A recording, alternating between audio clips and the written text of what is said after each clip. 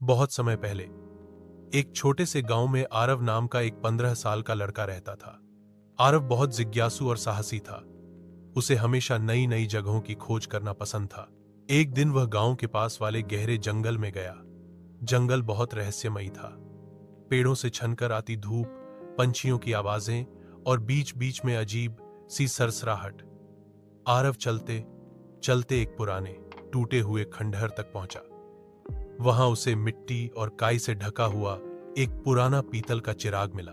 चिराग बहुत साधारण सा लग रहा था, लेकिन उस पर अजीब नक्काशी बनी थी। उत्सुकता से उसने अपनी रुमाल से चिराग को रगड़ा।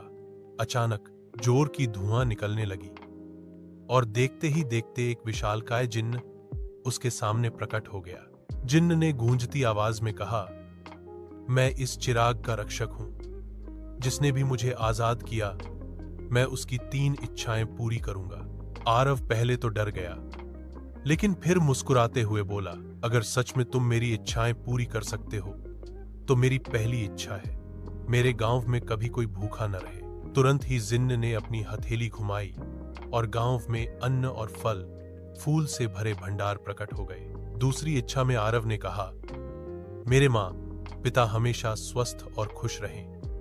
जिन्न ने हौंसते हुए उसकी यह इच्छा भी पूरी कर दी। अब बची थी आखिरी इच्छा।